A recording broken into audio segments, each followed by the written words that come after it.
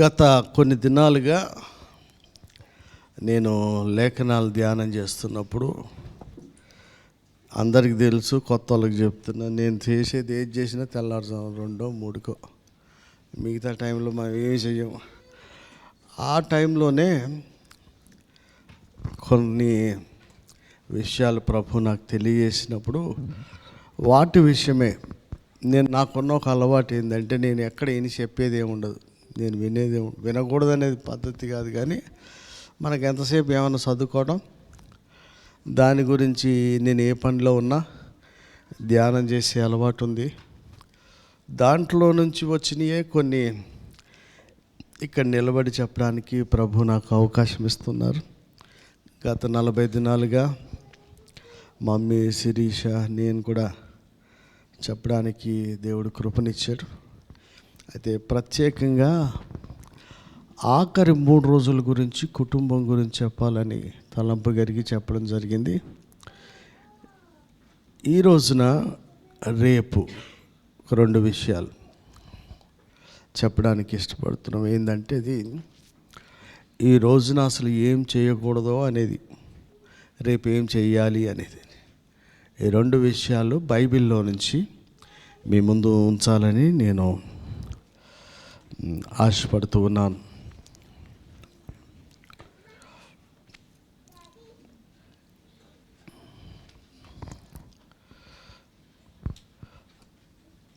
ఒక వచనం చదువుకొని ఇన్ని రోజులు ప్రార్థన చేసినాం కదా, దానికి నేను చెప్పేదానికి సంబంధం లేదు, కానీ ప్రార్థనలో చేస్తున్నారు కనుక దానికి సంబంధించిన ఒక మాట చదివిన తర్వాత కొన్ని విషయాలు ధ్యానం చేద్దాం. కీర్తనల గ్రంథం 21 కీర్తన 5వ వచనాన్ని చదువుకుందాం.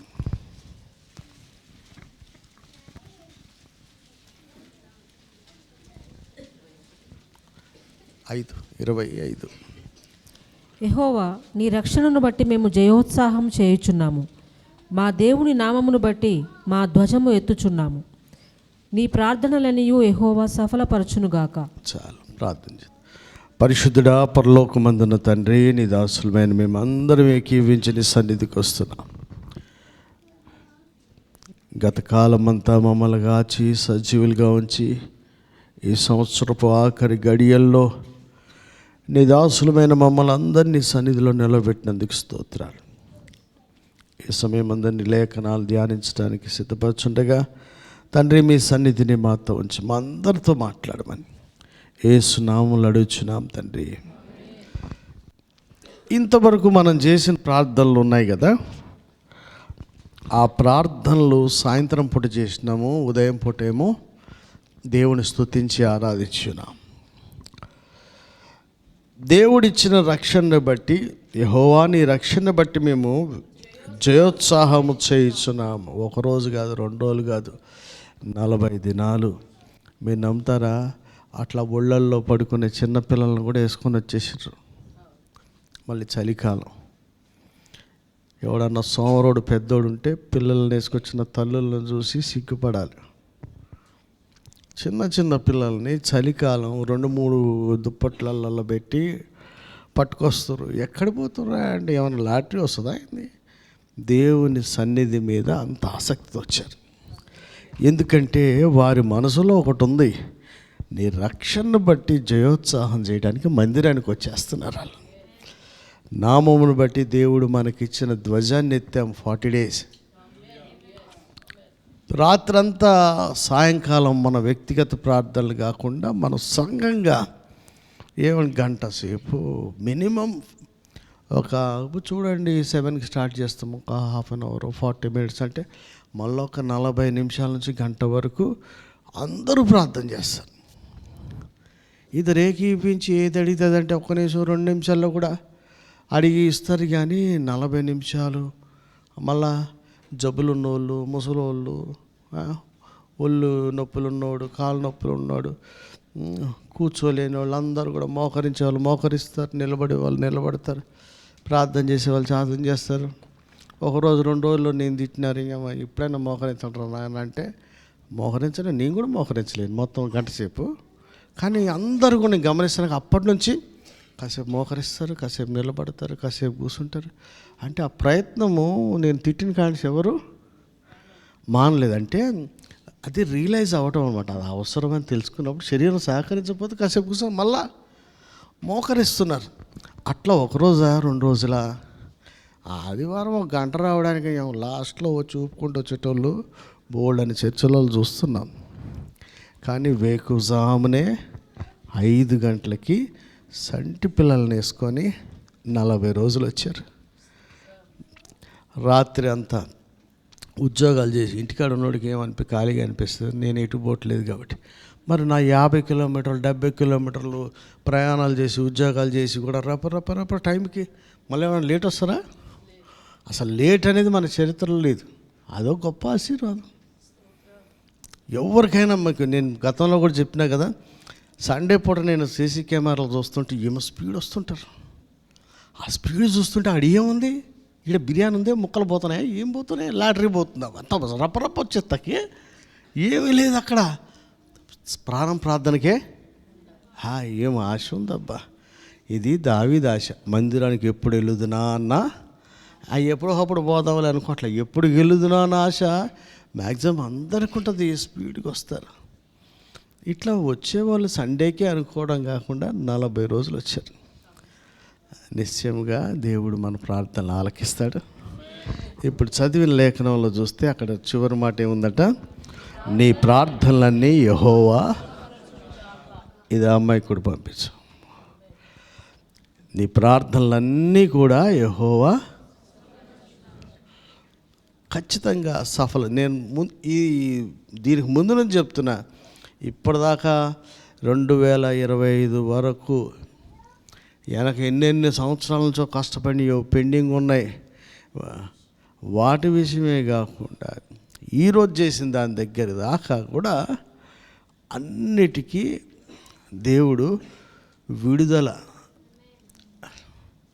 దేవుడికి ముగింపు పలికి ఒక కొత్త పద్ధతిని, మనం కొత్త పద్ధతి ఎందుకంటామంటే అది మన మైండ్లో లేని విధానం. దేవుడు ఎప్పుడు తన ప్రజలకు చేసిన పాత పద్ధతిలో చేయలే. అది అంతకుముందు ఎప్పుడు లేదు. నోహు వర్షం వస్తే అది కొత్త, సముద్రం పాలైతే అదే కొత్త, బండలోంచి నీళ్ళు వస్తే కూడా అదే కొత్త, మన్నా కురిస్తే కూడా ఎప్పుడే అదే కొత్త. ఇప్పుడు మనకు జరిగేవి కూడా ఇదే కొత్త. అది ఎవరికి తెలియదు, మనకు కూడా తెలియదు ఇట్లా జరుగుతుందా అని. కాబట్టి ఇన్ని అద్భుతాలు దేవుడు ఖచ్చితంగా 2026లో చేస్తాడే నేను నమ్ముతున్నా. నాకు కాదు, అందరికీ. కాకపోతే ఒకే ఒక భయం ఉండాలి, సన్నిధిలో నిందారహితంగా ఉండాలి. ఎంత పిలిచినా, ఎన్ని వాగ్దానం ఉన్నా, నువ్వెన్ని ప్రార్థనలు చేసినా కొంచెం అటు ఇటు అయితే సదురుకుపోయేవాడు కాదు. సదురుకుపోయే సంసారం భక్తి కాదు. భక్తిలో సదురుకుపోకూడదు, సంసారంలో గీతలు గీసుకోకూడదు, పోతాయి. అక్కడ చదువుకోవాలి, ఇక్కడ కాంప్రమైజ్ కాకుండా భక్తి చెయ్యాలి. కాబట్టి మీరందరూ కూడా 40 రోజులు చేశారు. ఇంకా హైదరాబాద్ పిల్లలు వచ్చారు కదా, ఇంకా మేము ఈ యొక్క 40 రోజులు ఉదయ సాయంకాల ప్రార్థనని బర్డెన్ కిందనో ఇది అయిపోయిందని పోయింది ఇది అయిపోయింది రప్ప అనుకోలే. ఈ సంవత్సరం అంతా కూడా కొత్త సంవత్సరం అడుగుపెట్టినప్పుడు ఫ్రైడే ఎర్లీ మార్నింగ్ 5కి మా వాళ్ళు అందరూ రావడానికి ఇష్టపడుతున్నారు. మేము రాలేకపోయినా మీరు కూడా స్టార్ట్ చేయండి. 5 o'clockకే ప్రతి ఫ్రైడే, ప్రతి సాటర్డే 5 o'clock, ప్రతి ఫ్రైడే ఈవినింగ్ విజ్ఞాపన ప్రార్థన. ఎందుకంటే ప్రార్థన ఆలకించు దేవుడు. ఎప్పుడు ప్రార్థన చేస్తే అప్పుడు రెడీగా ఉంటాడు ఆయన వినటానికి. మళ్ళీ ప్రార్థించినప్పుడల్లా సమీపంగా ఉండేది. ఆ ప్రార్థనలో ఉన్నప్పుడు వాగ్దానం చేస్తాడు. మరి వాగ్దానం చేసిపోవాడు, మళ్ళీ వాగ్దానాన్ని నెరవేర్చడానికి కూడా ఆసక్తిగా ఉంటాడు. అలాంటి దేవుడు మనకి అందుబాటులో ఉండి నీ పక్కనే ఉండటానికి ఇష్టం, మనం మోకరించడానికి కష్టమైతే ఎట్లా? సో మీరు అందరూ కూడా ఎట్లా వచ్చారో 40 రోజులు, అలాగే సంవత్సరాంతం ఫ్రైడే సాటర్డే కూడా వస్తే అప్పుడు నేను ఎందుకు చెప్తున్నా అంటే సన్నిధిలో నిలిచి ఉండటానికి అది అవసరం అవుతుంది మనకి. అటు ఇటు పోకుండా అట్లాంటి పనులు చేస్తే దేవుడు ఖచ్చితంగా ఈ ప్రార్థనలన్నీ ఆలకించి మనకి గొప్ప విజయాన్ని దేవుడు ఇస్తాడని నేను నమ్ముతున్నాను. హల్లెలూయా. ఇప్పుడు వాక్యాన్ని ధ్యానం చేద్దాం. నేను చెప్పే విషయాలు అద్భుతమైన ప్రత్యక్షతలు ఉండవు, కాకపోతే ఖచ్చితమైన సత్యమైనటువంటి విషయాలు. భరత్ చంద్ర గురించి వచ్చిన రోజు చెప్పిన వీడు 5 ఏళ్ళు ఉంటే బాగుపడతాడని. ఇంకొకటికి చెప్పిన జాయ్ అనేవాడికి వీడు 20 ఏళ్ళ వరకు వీడు నాకు సరే అని చెప్పిన. ఇది 3వ సంవత్సరమే. నువ్వు బాగుపడేశాను అనుకున్నా నేను అనుకోను, ఎందుకంటే ఊడి మళ్ళీ కింద పడతావని. మనం నిలిచి ఉండడానికి ఇంకా 2 సంవత్సరాలు ఉంది. చాలామందికి ఉన్న సమస్య ఏంటి, భక్తిలో బోధించేవాడికి కానీ కూర్చునేవాడికి కానీ కొంచెం మన మీద మనకు కొంచెం రాగానే అయిపోయింది అనుకుంటాం. అదే పడిపోయే స్టేజ్. అయిపోయింది అనుకోవటమే పడిపోవటం. అలాగే పడిపోయిన వాళ్ళే ఏర్పరచబడిన వాళ్ళు కూడా చాలామంది ఉన్నారు కదా. కాబట్టి నేను చెప్పే విషయాలన్నింటినీ బట్టి మీరు చక్కగా 3 రోజులు మనం కుటుంబం గురించి ధ్యానం చేస్తున్నాం. ఒక ఇంటికి అసలు శాపం ఎందుకు వస్తుందని, ఒకడు ఎలా ప్రవర్తిస్తున్నాడు, మనం చేసి ఇప్పుడు భక్తి చేసి భజనలు చేసినంత మాత్రాన అది పోతున్నాయా, ఇంకో తరానికి కూడా పెంటలాగా తగులుతున్నాయి శాపాలు, ఇవన్నీ ఎట్లా వస్తున్నాయనే విషయాలు, ఎందుకు వచ్చినాయి, ఎంతో భక్తి చేసిన వాళ్ళు ఎక్కడ కాంప్రమైజ్ అయిపోతున్నారు, ఇవన్నీ మనం ధ్యానం చేసాం. ఈ రోజున ఎవరిలాగా ఉండకూడదు అనడానికి కొన్ని క్యారెక్టర్లే పెడతా. దాని తర్వాత మనం ప్రార్థనలు చేద్దాం. మొదటిగా ఆదాం ఎవరిలాగా ఉండకూడదు అనే దాని గురించి చెప్తున్నాను నేను. ఆదాం గురించి మనకి ఆదాం అవ్వ గురించి తెలియంది లేదు. ఆదాము దేవుని కుమారుడు. అసలు ఆయన పేరే అది. ఆదాం ఎవరట? దేవుని కుమారుడు. ఎలాంటి బంధం అంటే ప్రతి చల్లపూట వచ్చి మాట్లాడేది. ఒకరోజు 2 రోజు కాదు. ఏదైనా తోటలకి దేవుడంట మహాకాశాల నుంచి దిగి వచ్చి ప్రతి చల్లపూట ఆదాముతో మాట్లాడతాడు. అంటే దేవుని కుమారునికి దేవునికి ఉండే సహవాసం ప్రతి దినం ఉంటుందన్నమాట. నేను దేవుని బిడ్డ అని సంకలేసుకు ఎగరేసుకు తెస్తే కాదు, నీతో ఆయన మాట్లాడుతున్నాడా, నువ్వు ఆయనతో మాట్లాడుతున్నావా, ఈ రెండింటి మీద బంధం అనేది ఆధారపడి ఉంటుంది. కాబట్టి ఇక్కడ చూస్తే ప్రతి చల్లపూట దేవుడు వస్తాడు, ప్రతిరోజు మాట్లాడతాడు. అలాంటి ఆదాముకి దేవుడు ఏం చెప్పాడంటే, ఒంటరిగా ఉంటాం మంచిది కాదు అని పెళ్లి చేశాడు. దేవుడే మొదటి వివాహం చేశాడు. పెళ్లి చేసిన తర్వాత ఒంటరిగా ఉండటం మంచిది కాదు అని చేసినప్పుడు మనకి సాటి అయిన సహకారిగా ఉండున్నట్లుగా భార్యనిస్తే, ఫ్యామిలీ లైఫ్స్ ఎందుకు పోతున్నాయి అంటే, ఇక్కడ వీళ్ళిద్దరూ కలిసి ఉండాల్సిన వాళ్ళు ఒకడొక జాగాలో ఉన్నారు. దేవుని ఆజ్ఞ ఎక్కడైతే ఉందో దీన్ని ముట్టొద్దు అన్న కాడ ఇన్ని సంవత్సరాల నుంచి ఉన్న ఆదాం వెళ్ళలేదు, కానీ అప్పుడే వచ్చిన అవ్వబోయింది. మీరు తోటలో ఉన్న విషయాలు గమనిస్తున్నారా?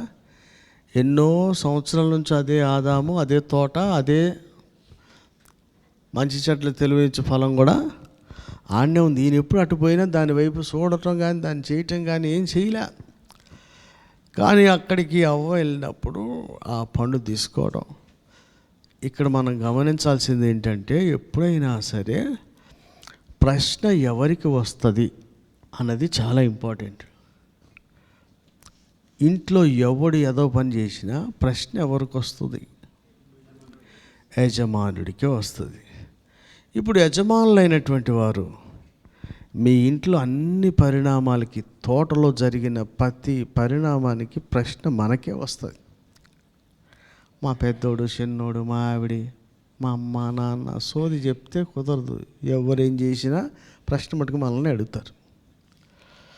అయ్యా ఇగో గురుకుల హాస్టల్లోనో ఇంకేదో హాస్టల్లోనో ఎవడైనా ఏమన్నా అడిగితే ఫస్ట్ ఎవరిని అడుగుతారు? వాడిని ఎక్కడ అడుగుతారు.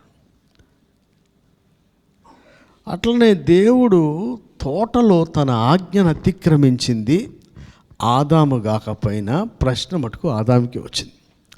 అంటే ఇప్పుడు ఇంట్లో భార్య తప్పు చేసినా, కొడుకు తప్పు చేసినా, బిడ్డ తప్పు చేసినా ఫస్ట్ క్వశ్చన్ మటుకు దేవుడు యజమానికి వేస్తాడు. ఎవరి లైఫ్ ఆడిది, ఆడిష్టం ఆడిది, ఈడిష్టం ఆడిది అంటే నువ్వెందుకు సావరాదు అంటాడు. మరి అక్కడ ఉన్నది ఎందుకు? నువ్వు యజమాని పెట్టయితివి. అసలు తీతు పత్రికలో రాసిన మాట ఏముంది తెలుసా? తన పిల్లలను లోపరుచుకునేవాడు. విశ్వాసులైన పిల్లలు ఉండాలి. తిమోతి తీతులో రాసింది. పిల్లలు ఎట్లుండాలా? విశ్వాసులైన పిల్లలు ఉండాలి. అంటే ఆడి భజన ఆడి చేసుకుంటాడు కానీ ఈడి భజనలోకి రావడానికి ఆడి వేస్ట్ కాడు. మళ్ళా విశ్వాసైన పిల్లలు ఉండాలా, మళ్ళీ లోబడే పిల్లోడు అయి ఉండాలి. అలా ఉండాలి. ఇది ఎక్కడి నుంచి ప్రాబ్లం వచ్చిందంటే ఏదైనా తోట నుంచి కూడా దేవుని నియమించిన పద్ధతి అప్పుడు కుటుంబం ఇప్పుడు కుటుంబాల్లో కూడా ఒకటే విధానం. ఇంట్లో ఎవడు ప్రాబ్లం చేసినా యజమాని అడుగుతారు. ఎవరు?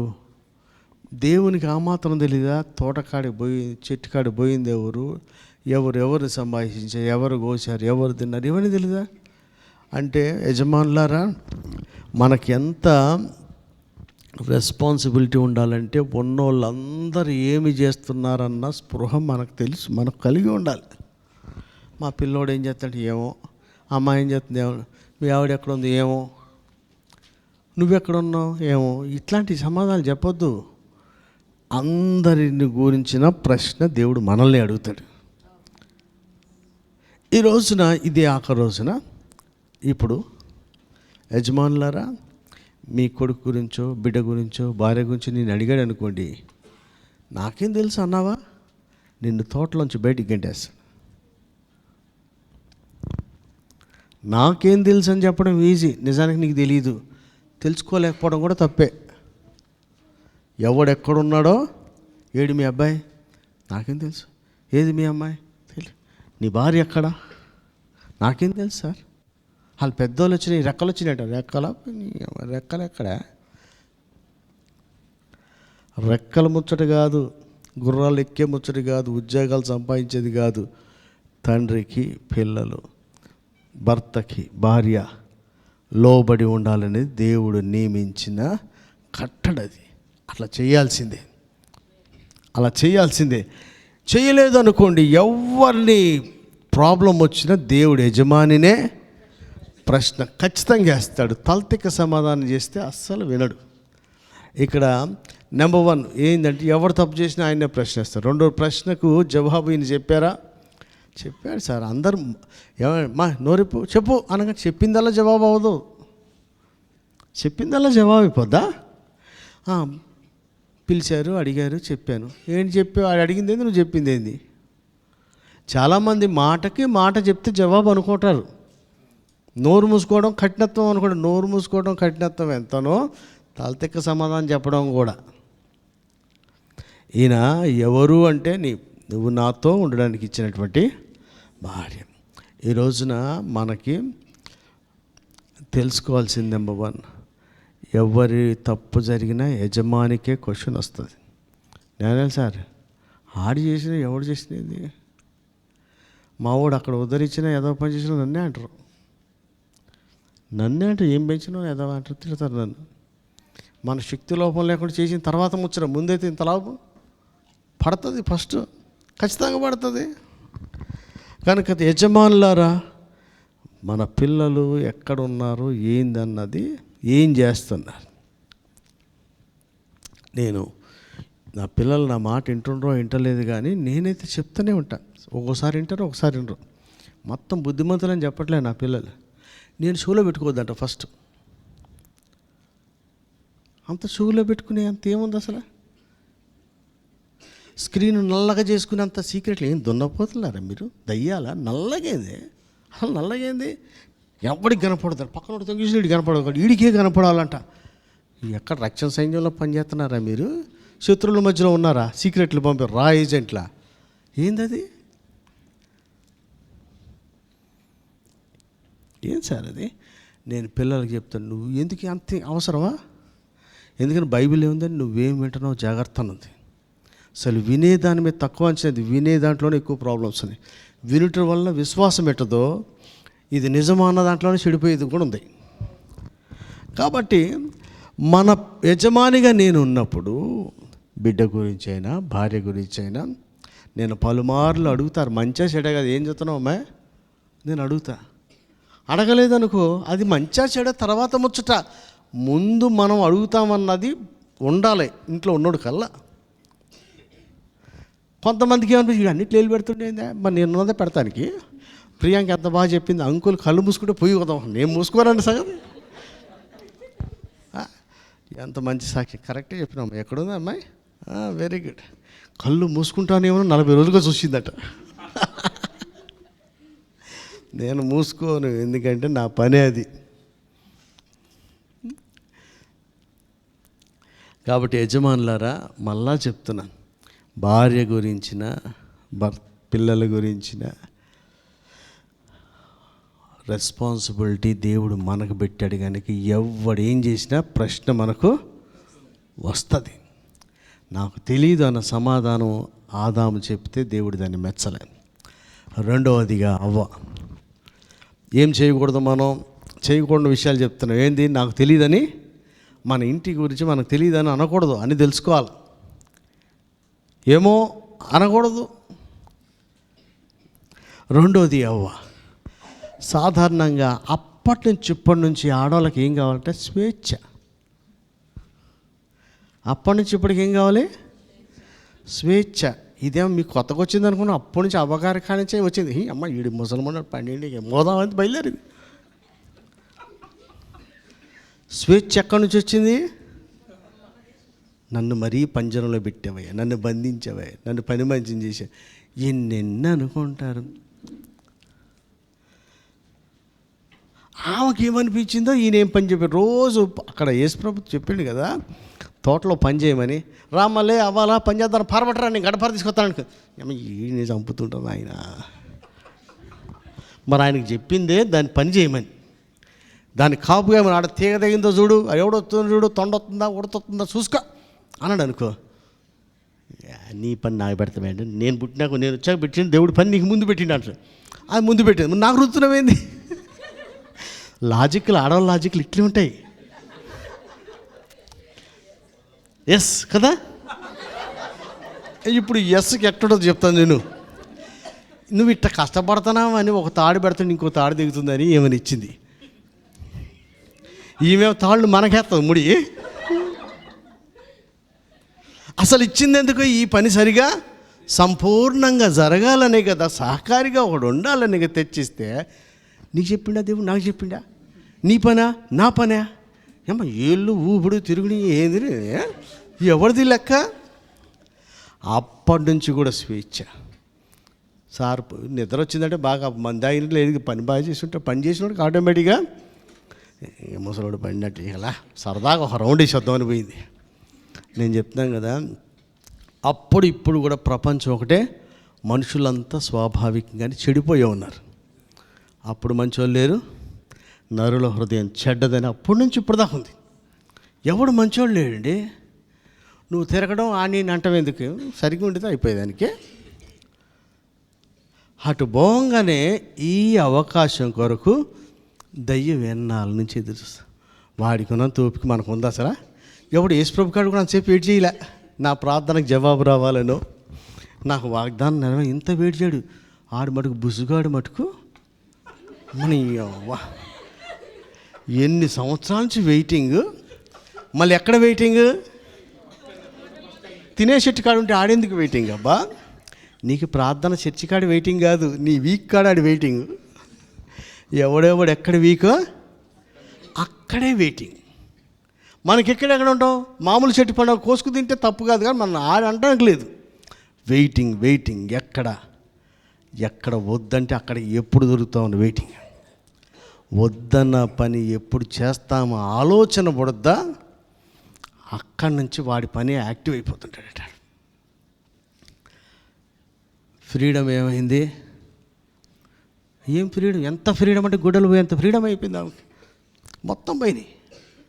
చిన్న పండు తింది, పండు చిన్నదే, వద్దన్నది తినకూడదు.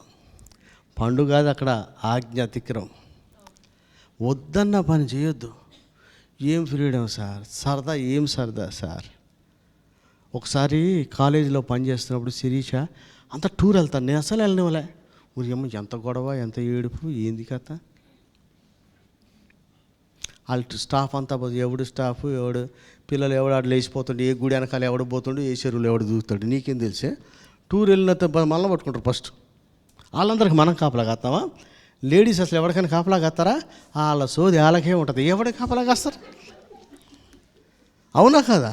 ఇంకోటి కనపడితే వాయమ్మ వాయు ఏం వాయిస్తా అంటే ఈ పిల్లలు ఎవడెవడో లేచుకొని వెళ్ళిపోయిండు. ఒక ఇద్దరు పోయి బస్సులో 50 మంది పేరు 40 మంది ఉన్నారు, 10 మంది మిస్సింగ్.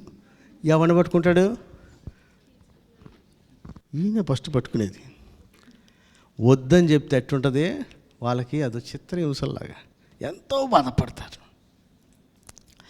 దేవుడు మనకు చెప్పే కూడా భవిష్యత్తులో జరగబోయే ప్రమాదాల నుంచి తప్పించడానికి ఇప్పుడు కొన్ని సంతోషాలకి కట్టడేస్తాడు ఆయన. ఏమిటి అవుతుందనే ఒంటరిగా ఉండొద్దురా, జత జత జత అన్నది ఎందుకు? ఒంటరిగా పోతే వాడు మోసం చేస్తాడు. ఈ స్త్రీ చేసిన పని ఏంటంటే సరదా అనుకున్నదల్లా తన జీవితంలో ప్రసవ వేదన అనేది ఇప్పటిదాకా భయంకరమైన వేదన, ఆమె ఒక్క సరదాతో వచ్చింది ఇదంతా. కాబట్టి మనం చేయకూడని పనులు ఏంటంటే, నిన్ను ఒంటరిగా ఎక్కడికి పోవద్దు అన్నాడు, నువ్వు ఒంటరిగా పోయే ప్రయత్నం చేయొద్దు. అది ముఖ్యంగా వద్దన్న ప్లేస్కి అస్సలు పోవద్దు. ఒంటరిగా రావద్దన్నాడు చర్చి. మనకి మా ఆయన వచ్చేదాకా నేను ఇంట్లోనే బంద్ చేస్తాను. ఏమో నేను పోవద్దాని దగ్గరికి ఆ తినకూడని చెట్టు కాడికి ఇద్దరు కలిగారనుకో, ఒకటి గిచ్చుకుంటే ఏమంటావే, దేవుడు చెప్పాడు కదా అని ఎవడో ఒకడు ఏదో మాట వెనక్కొద్దురేమో కదా, ఒకడినొకడు ప్రోత్సహించుకొని వస్తారేమో. అసలు నిన్ను గద్దించేవాడు కానీ, హెచ్చరిక చేసేవాడు కానీ, వెనక్కి గుంజేవాడు కానీ ఇంకోటి లేడుగా, నువ్వు ఒక్కడివే అయిపోతివి. అట్లా ఒంటరిగా అపాయకరమైన అసలు వద్దన్న ప్లేస్ పోనే వద్దు. అందులో అసలు ఒంటరిగా ఉన్నప్పుడు పోనే చేయకూడని పని. స్త్రీలారా, సాహసించి కానీ, సొంతంగా తెలివితేటలు కానీ ఏదో సరదా అని చేయకండి. మీతో పాటు నేటి తరం వరకు కూడా ఒక వేదన అనేది దేవుడు పెట్టేశాడు. మిమ్మల్ని బట్టి భార్య పేరు చెప్పి నింద తోసేద్దాం అనుకున్నాడు పేరుని దేవుడు నేలను చెప్పించాడు. చేయకూడని పనులు ఏంటంటే నెంబర్ వన్ ఏంటి? కుటుంబం మీద మనకి పట్టు ఉండాలి, ఎవడేమున్నాడు అని అనకూడదు. రెండవదిగా భార్య మీద ఎట్లా ఒంటరిగా వదిలేస్తాం? మన బాధ్యత అండి. మా బావ ఎవరంటే మా పెద్దమ్మ అల్లుడు ఒకసారి వచ్చి అన్నప్పుడు నాకు ఆ మాట భలే, ఎన్ని సంవత్సరాలైనా అట్లే గుర్తుంటుంది. ఇక్కడికే వచ్చాడు. ఆ అమ్మాయి లా చదువుతుంది. లాలో ఏమంటారు మాస్టర్, బ్యాచిలర్ కాకుండా ఎంఎల్ చదువుతుంది అనమాట. చదువుతుంది. వచ్చి డాడీ నేను ఫారెన్లో చదువు, యూఎస్లో సీట్ వచ్చిందంట మాస్టర్స్ చేయడానికి. ఇలా నేను పంపలేదు. ఎందుకే మంచి ర్యాంకు, మంచి యూనివర్సిటీ ఏంది అంటే అన్నాడు మా బావ, నేను ఇంకోటి చేతిలో పట్టుకునే వరకు నేనే నీ చెయ్యి పట్టుకుంటా బిడ్డ, నేను నీ చెయ్యి వదలా, నేను వదిలినా ఇంకొకటి చేతిలో పెడతా, నిన్ను మట్టుకు ఒంటరికి ఎక్కడ పంపను. నువ్వు అమెరికా పోతావా, పెట్రోల్ బస్ ఉద్యోగం చూడు, నేను కూడా వచ్చేతా, నిన్ను మట్టుకు నేను. అరే శాడిస్ట్ అనుకోలే, ఎంత బాధ్యత అనిపించింది నాకు. ఆయన ముట్టుగిట్టిన శాడిస్ట్లో ఉంచుతున్నాడా? నిన్ను ఒకటి చేతిలో పెట్టే వరకు కూడా నేను ఉంటా అంటే బాధ్యత ఎట్లుందంటే, తండ్రి బాధ్యత అట్లా. అమ్మ సార్ నిజమే కదా, అంటే వెళ్ళిపోయిన వాళ్ళ చెడిపోతున్నారు, ఉన్న వాళ్ళ బాగుపడుతున్నారు అట్లా. ఒక తండ్రి బేసిక్ బాధ్యత అత్త కంటికి రెప్పలాగా చూసుకోవాలని. నా ప్రాణం ఉన్నంత వరకు నా బిడ్డ చెయ్యి నేను వదలొద్దు, నా ప్రాణం ఉన్నంతసేపట్లో నేను నా బాధ్యత నేను ఇంకోటి చేతిలో పెట్టి ఏమన్నా అప్పచెప్పాలి, అప్పటిదాకా నేను వెనక్కి తిరిగేది లేదని. కానీ ఈ స్త్రీ ఏం చేసిందంటే సొంతంగా వెళ్ళిపోతుంది. నేను అందుకనే పిల్లల్ని ఎక్కడిని కూడా ఏ టూర్లకి నేను పంపను, నాకు ఇష్టం ఉండదు. ఎందుకని? మామ స్కూలే చెడిపోయిన స్కూళ్ళన్నీ చెడిపోయిన చెడిపోయిన వాళ్ళందరూ ఇంకా చెడిపోయిన ప్లేస్కి వెళ్తే వచ్చేటప్పుడు ఉపవాస ప్రార్థన చేసుకొని వస్తాడు వీడు, ఉన్న గుడలన్నీ ఇప్పుకొని వస్తారు. ఇక అంతమీద చేసేదేమీ లేదు అక్కడ. ఎందుకు పంపాలి మనం? వాడు బాధపడతాడో, తిడతాడో, అన్నం తిడతాడో, తినడో, మూల కూర్చుంటాడు, ఏడుస్తాడు, ఏడవని అబ్బా, అయినా సరే పంపకూడదు. ఇకపోతే మూడో వాడు కయ్యను చేయకూడని పనులు చెప్తున్నా. కయ్యనికి ఏంటంటే ద బెస్ట్ వాళ్ళ దేవుడికి ఆయన ఇయ్యలేదు.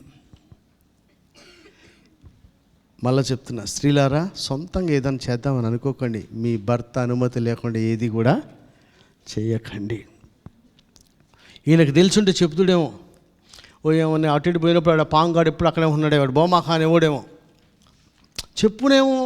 నువ్వు చెప్పకుండా ఎందుకు పోతివి? ఎందుకంటే నీకన్నా ముందు నుంచి తోటకాడ ఉంటున్నాడు కదా, ఆయనకు జరిపిన అనుభవాలు ఏమైనా చెప్పి నేను ఆపునేమో. అసలు ఎట్లా పోతివి? కాబట్టి మనం సొంతంగా నిర్ణయాలు అనేవి మంచి కాదు. మీ యజమానికి ఖచ్చితంగా చెప్పకుండా ఏమీ చేయకండి. మూడవ మాటగా చూస్తే కయ్యనికి నెంబర్ 2 లోపాలు ఉన్నాయి. ఒకటి, దేవునికి ద బెస్ట్ ఇవ్వలేదు. ఈ సంవత్సరం అంతట్లో స్త్రీలారా, మళ్ళీ చెప్తాను, యజమానులారా, మీ ఇంటి మీద మీకు అజమాయిషి ఉందా లేదా? మీ పిల్లల మీద ఉన్నదా లేదా చూడండి. వాళ్ళు శాడిస్ట్ అనుకుంటే మనకెందుకు? మనం పోగానే మా నాన్న ఎంత మంచివాడు అంటారు. అది బైబిల్.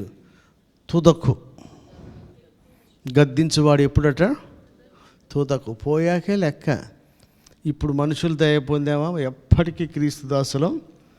గద్దిస్తానే ఖండించమని, బుద్ధి చెప్పు, సరి చేయమని ఇన్ని చెప్పంగా కూడా పూతలు వేసుకుంటూ పోమని ఏడ ఉంది బైబిల్లో? వాళ్ళు అట్లనే ఏ గద్దింపు ఎవరు నచ్చదు, ఇంకో తందాను ఎవడతాడే మనకే?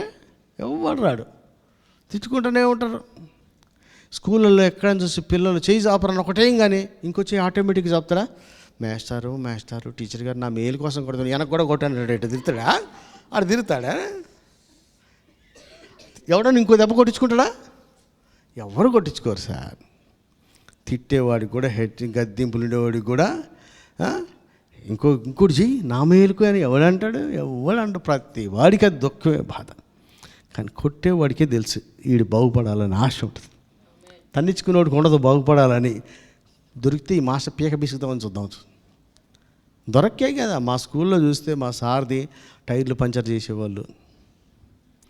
ఆ బండిలో మేము కాలేజీకి వచ్చిన తర్వాత, డిగ్రీ కాలేజీకి వచ్చిన తర్వాత ఆయిల్ ట్యాంకులలో పంచదార పోయటం, పంచర్లు చేయటం. సార్లు ఎవడన్నా పాఠం చెప్పుదాం అనుకుంటే సార్ ఆ టైర్ పంచరే. అంటే బాగు చేద్దామని మంచి మాట చెప్పుదాం అనుకున్నవాడు ఎవడు సహకారం ఉండడు. ఇక్కడ కయ్యను చూస్తే మనం చేయకూడని విషయాలు ఏంటంటే, ఆయన బెస్ట్ ఎప్పుడు దేవుడికి తేలే. అయ్యా మీరందరూ కూడా ఇప్పుడు దాకా తెచ్చినది బెస్టా లీస్టా? మిగిలిపోయింది తెచ్చారా? ఒకసారి ఆలోచించండి. ఈ సంవత్సరంలో ఇప్పుడైనా మనం మార్చుకొని చేయాల్సింది ఏంటంట,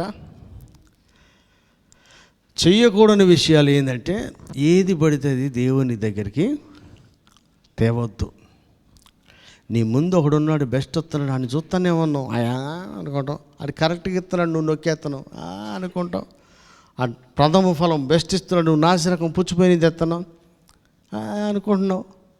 అసలు ఏదో ఒకటి ఇచ్చుకుంటూ హెచ్చాం కదా అంటే ఎట్లా? మళ్ళీ దేవుని మీద కోపం. మీరు ఆలోచన చేయండి. ఈ సంవత్సరం అంతా ఏదో ఒకటి ఇచ్చారా? బెస్ట్ ఇచ్చారా? ఆలోచన చేయండి. ఏదో ఒకటి ఇచ్చినావా? మంచిది దేవునికి ఇచ్చావా? బెస్ట్ ఇచ్చావా?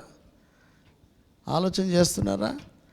కయ్యను ఏం చేశాడంటే, ఏదో ఒకటే ఇటు అనుకుని ఏది దొరుకుతుంది పుసుక్కుని వేయటం, ఇంటికాడ రాగానే ఏదో మిగిలిన అన్నీ మిగిలిన ఈ సంవత్సరం దేవుడు నువ్వే చూస్తున్నావు చేసేయటం. ఆయన దానికి ఇవ్వాలి, సిద్ధపరుచుకొని రావాలి, ఒట్టి చేతులతో రాకూడదు. ఇవన్నీ బైబిల్లోని. కయ్యనంట ఏది దొరికితే అది పట్టుకొని వచ్చాడు. దేవుడు ఆయన అంగీకరించలే, ఆ బలి అర్పణను కూడా అంగీకరించలే. రెండో మాట ఈయనకి ఏంటంట, ఒకటి దేవునికి కరెక్ట్గా ఇవ్వడం, రెండోది మంచి ఇచ్చినోడిని చంపేస్తాడు. ఈయనకి సహోదరుని మీద అసూయ. నెంబర్ 1 ఆదాముకేమో ఫ్యామిలీ మీద కమాండ్ లేదు, అవ్వకేమో ఫ్రీడమ్ కావాల్సి వచ్చింది, కయ్యనికేమో తోచింది ఇచ్చేది వచ్చింది. పైగా మంచి ఇచ్చేవాడి మీద కోపం. సహోదరుని చంపేశాడు. దేవుడు అడిగిన సమాధానం చెప్పలేదు. ఇక 4వ క్యారెక్టర్ ఎవరంటే లోతు. లోతు గురించి మీరు బైబిల్లో చూస్తే ఆదికాండం 13లో ఉంటుంది కదా, ఏమని? లోతు ఆత్మీయ నాయకుడి కంటే లోకంలో ఉన్న సౌకర్యాలు సంపదకే మొదటి విలువ ఇచ్చాడు. ఆయన ఎవరి ద్వారా ఈ స్థితిలో ఉన్నాడో ఆయనతో ఉండటానికి ఇష్టపడలే. మంచి ప్లెజర్ ఎక్కడ ఉందో అక్కడికి వెళ్ళిపోదాం అనుకున్నాడు. నాయకుడి కన్నా సహవాసం కన్నా తన కలిసి వచ్చేది చూసుకున్నాడు, తన స్వేచ్ఛనే. మరి ఇక్కడ ఉంటే అబ్రాహం దగ్గర ఉన్నాడుకో, రా బాబు పొద్దున 5 గంటలకు వచ్చే ప్రార్థన కన్నా అనుకో, ఏమో ఎన్నాళ్ళ నుంచి విడుదల విడుదల విడుదల అంటే ఏంటి? నేనన్నా పోవాలి, ఆడన్నా పోవాలి, ఈ విడుదల. మరి అబ్రాహం దగ్గర ఉంటే రాక తప్పుద్దా? ఎవడో ఒక గెస్ట్ వస్తాడు, గెస్ట్ రాగానే కాఫీ పెట్టు, ఎప్పుడు విడుదల విడుదల, ఎప్పుడు కాఫీ. నిజానికి రమ్మికి నడుము వాల్చేంత ఖాళీ ఉండదు. ఇంటికి ఎవడొస్తాడో ఒకసారి కిందకెళ్ళి చూడండి, 7-8 సిలిండర్లు ఉంటాయి. మీ ఇంటికి ఒక సిలిండర్, అది 2 నెలలు 3 నెలలు. ఎన్ని సిలిండర్లు, ఎన్ని స్టవ్లు రన్ అవుతూనే ఉంటాయి. అన్ని అవ్వాలంటే ఎవడు ఆడే, వీడు రన్ అయితే కానీ అది రన్ కాదు. అంటే మిగతా వాళ్ళు ఎవరు పనిచేయరు, అందరూ ఒక ఎత్తు, ఇది ఒక్కటి ఒక ఎత్తు. నేనే చెప్తా, పడుకోపో అంట, పడుకుందాంలో ఎవడవుతారు, కాఫీ పెట్టిపో అంట. కావాలనా? ఇంటికి అట్లా వస్తారు. మరి ఎవరు ఎప్పుడు వస్తారో తెలియదు, ఎప్పుడు వస్తారో తెలియదు. అబ్రహాం దగ్గర ఉంటే లోతుకి పని తప్పుద్దా? పొద్దున పాత్ర లెక్క తప్పదా? మేము ఇప్పుడే పడుకున్నాం అంటారు. నేను పొద్దున్న లేపుతుంటే మా దయ్యాల్లాగా ఏం చేశారా అంటే, ఈ భక్తులు చెప్పే సమాధానం తెలుసా? బైబిల్ రాసుకున్నా అంటారు. ఒరి అమ్మా, ఇక మనం ఏమీ వెళ్ళనే. నేను చూస్తలేదంత బైబిల్ మధ్యలో సెల్ ఫోన్ పెడతారు అప్పుడప్పుడు. నేను ఇప్పుడే పెట్టానంటారు. నువ్వు ఎప్పుడో పెట్టావు, నేను ఇప్పుడే చూశానట. చదివే కాసేపు అయినా అవతల పడే చదవాల, సరదాగా చదవకూడదు బైబిల్ని. అది ఎందుకంటే అది జీవాన్ని ఇచ్చే, దేంట్లో జీవం లేదు, అది ఒక్క దాంట్లోనే జీవం ఉంది. అది మిస్ కాకూడదు మనం. కనుక పిల్లలకి అబ్రహాముతో ఉంటే ఏమవుద్దంట, ఎవడెప్పుడు వస్తాడో తెలీదు. 318 ఎవడు రాపోయినా 318 మంది చాకిరీ చెయ్యాలి. మళ్ళీ ఇదిగా మందల పని కూడా చూసుకోవాలి. ఈయనే బయటికి వెళ్ళాడు అనుకోండి, ఈయనకి పని చెప్పేవాళ్ళు లేడు. చాలామందికి ఒకళ్ళ కింద పని చెప్పడం అంటే, వినడం అంటే ఇష్టం ఉండదు. గిరిప్రకాష్ గారు ఇప్పటికి 4-5 సార్లు 10 సార్లు పలుమార్లు అంటారు, పాస్టర్ గారు ఆధ్వర్యంలో సారథ్యంలో అనే మాట అంటారు. ఇది ఎప్పటికీ ఉండాలా,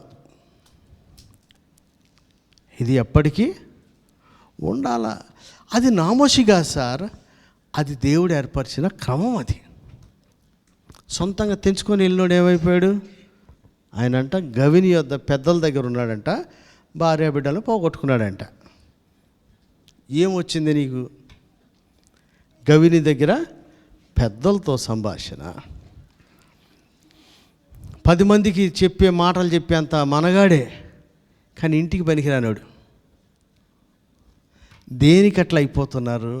ఒక సహవాసం, నాయకత్వం ఇష్టం లేనటువంటి వాడు. అది అబ్రహాంతో ఉంటేంది, ఈయనకి ఏమన్నైతే మళ్ళీ ఈయనే కదా. ఈ ముసలోడు, పనిపాటు లేనివాడు, ఈ గొర్రెలంకలు తిరిగాడు, ఈ కంత్రిగాళ్ళు అందరినీ పెంచుకుంటూ తిరుగుతున్నాడు, ఇలాంటివాడే కదా నీకు రేపు పట్టు రావాల్సి వచ్చింది. ఆయన అవసరమే పడుతుంది కదా, ఆయన్నే కాదనిపోతివి. ఆయనతోనే ఉంటే నువ్వు నీలాగా ఎవడని ఇరుక్కుంటే వాడి పక్షంగా నువ్వు కూడా యుద్ధం చేసి తెచ్చేవాడు కదా. నిన్నే ఒకడు ఇడిపించాల్సి వస్తుంది. అసలు నువ్వు దేవాల్సినోడివి. ఎందుకు పోతున్నారంటే స్వేచ్ఛ, సహవాసం, నాయకత్వం. నాయకత్వం అంటే ఏంది? రే బాబు ఈ పని చేయి, ఆ పని అమ్మ, ఎన్నాళ్ళ ఈ బతుకుపాడిగాను. ఇప్పుడు చెప్పాడుగా జాన్కి జీవితంలో నన్ను అన్నాడు, మీరెట్ట భరిస్తున్నారు వెళ్ళాను. నేను ఎట్ట భరిస్తున్నాను తెలియడానికే నీకు ఈ డ్యూటీ చేసిన అన్న. ఏంటంటే భరత్ చంద్ర చేత గౌండ్ ఉడిపించాను. ఇక్కడ జీవితం మీద విరక్తి కలిగింది. ప్రిన్స్ గారు ఎక్కడున్నా పట్టుకొని, ఈ దేవదూత ఏ చెట్టు మీద వాళ్తాడో ఎవరికి తెలియదు. అసలు ఎప్పుడు ఎక్కడుంటాడో తెలియదు, ఎక్కడి నుంచి ఏ కాలతుందో ఆడికి తెలియదు పాపం. నిజంగా చెప్తున్నా, దైవాసక్తి బాగుండాలని ఆడికి తప్పితే ఎవడికి లేదు. ఆడొక్కడికే ఏమన్నా చేసి బాగుండాలనుకుంటాడు. అన్ని సొంత ప్రయత్నాలు చేసి రోజు పడతాలు ఎత్తుంటాడు. చదువుకోవాలని ఆసక్తి ఉంటే మంచిదే. మంచి బడికి మంచి సార్ కింద ఉంటే చదువు వస్తుందిరా. ఒక్క చదువుకోవాలని ఆసక్తి ఉంటే, చదువుకోవాలని ఆసక్తి ఉండి బర్రె మీద గోసిపెట్టి కూర్చుంది ఏమవుతా చదువు నీకు? ఆసక్తి ఉంటే సరిపోలే. ఆసక్తికి తగ్గట్టుగా ఒక మంచి పాఠశాలలో గురువు దగ్గర ఉంటే ఖచ్చితంగా వస్తుంది. జాన్కి డ్యూటీ చేసినాయి. ఇక బాగా కథలు చెప్పి తిరిగేసేవాడు ఎవడంట? టైటస్ బాబు మా బాడీ ఆ నిద్రలో లేప మాకలే ఆడికి మళ్ళీ కాలు వస్తుంది అనవసరంగా. వాడు తప్పించుకు తిరిగే దాంట్లో ఆ పని ఏం నెంబర్ 1 తెలివితేటలు అన్నీ అలాగే ఉపయోగిస్తాడు. ఎక్కడన్నా ఫోటో ఉన్న కాడ ఆడే పడతాడు, ఫోటోలో పని ఉన్న కాడ ఉండడు. ఎవడో ఒకడు మీద చెప్తాడు ఏమైందంటే భరత్ మీద చెప్తాడు, ఏమైందంటే ప్రిన్స్ మీద చెప్తాడు. ఆఖరికి ఎవడు దొరకపోతే రెమ్మెక్క నన్ను తిట్టేసినట్టు ఇక అంతే ఆడు. ఈ పనులన్నీ ఎవరికి చెప్పినా నేను జానికి చెప్తే ఒక ఫస్ట్లో సరే సరే సరే సరే ఇదే సూపర్వైజర్ అనుకున్నాడు. పోయి సూపర్వైజర్ కానీ అమ్మ టార్చర్ పెడుతున్నారు జనాలు. అసలు వీళ్ళు నెట్టబరిస్తున్నావు అన్నాడు. ఒరే వారానికి ఇట్టంటే నేను 8 సంవత్సరాల నుంచి ఆ రోనక్ గాడు ఉన్నాడు. ఆడెప్పుడు రౌడియో ఎప్పుడు సాధువో ఎవడికి తెలియదు, ఆడికి కూడా తెలియదు. ఆడు ఎప్పుడు సాధువులా ఉంటాడో ఎప్పుడు రౌడీలా మారతాడో అసలు ఆడికే తెలియదు. వీళ్ళందరినీ కూడా నా దగ్గర అన్నం ఉండి నా దగ్గర తినుకుంటూ నేను ఫీజు కడుతుంటే నేను కూడా దేవుడు నాకు ఇచ్చిన దాన్ని ఇస్తుంటే నాకు బుద్ధి లేదు బుర్ర లేదు అంటే కూడా నేను ఆడేమనలా.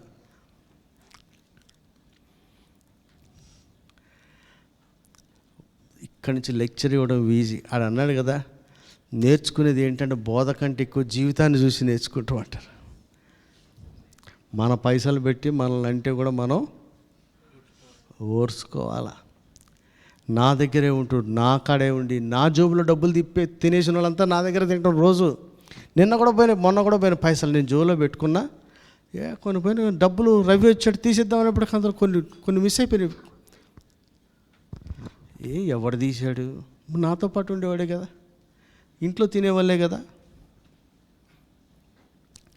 అయినా కూడా నేను అంటలా. ఎందుకని? నేను పట్టుకొని తన్నించుకొని ఎల్లగొట్టా అంటే ఎల్లగొడతా. ఒక రోజున మారతారన్న ఆశ. మనిషికే ఇంత ఆశ ఉంటే దేవుడికి నా మీద ఆశ లేదటవా? నేనేం ప్రాణం పెట్టలేదే, రక్తం కార్చలేదే, ఏమి చేయకుండానే ఇంత ఏదో మంచి మనసు ఉంటే వీడు బాగుపడతాడేమో ఊరుసుకుంటుంటే ప్రాణం పెట్టినోడు ఎంత ఊరుసుకుంటున్నాడబ్బా. మనం కరెక్ట్ అని కాదు, ప్రతి దాంట్లో కొత్త సంవత్సరంలో ప్రవేశిస్తుంటే కరెక్ట్ అనుకోమాక ఆయన దీర్ఘశాంతం ప్రేమే మనల్ని అట్లా నడిపించుకుంటూ పోతా ఉంది. ఇష్టం లేనివాడు ఎవడంట? లోతు. ఒక లీడర్షిప్ ఇష్టం లేదు, ఒక ఫెలోషిప్ ఇష్టం లేదు. ఇష్టం లేనివాడు ఎక్కడిదాకా ఎందుకు? మీ అల్లుడు సార్ గారు ఆయనకి నచ్చలేదు. నేనే పాస్టర్లు అపాయింట్ చేస్తే నేను నన్ను లెక్క చేస్తలేదు అనుకోండి. పాపం డానియల్ సార్ కష్టపడి తీసుకొచ్చాడు. ఎంత కష్టపడి తెచ్చాడని నాకు తెలుసు. ఉండలేకపోయారు. ఎందుకని? ఒక పద్ధతి చెప్పే అలవాటు అయిపోయింది కానీ ఈయనే అలవాటు లేదు దానికి. కాబట్టి లోతు గవిని యొద్ద సలహాలు ఇస్తున్నాడు, భార్య పిల్లల్ని కాపాడుకోలేకపోయాడు. ఆఖరి కాపాడుకోవడలే కాదు, అది పారిపోవాల్సి వచ్చింది. ఆ ఇంట్లో లేడు, ఆ ఊర్లో లేడు. నువ్వు సెలెక్ట్ చేసుకుంది ఇది కూడా నీకు లేకుండా పోద్ది. ఎందుకని? నీవు నీ నాయకుడిని సహవాసాన్ని కాదంటే అసలు నీకు ఏమీ లేకుండా పోద్ది. కొన్నాళ్ళు పచ్చగా మంచిగా అనిపిస్తుందేమో.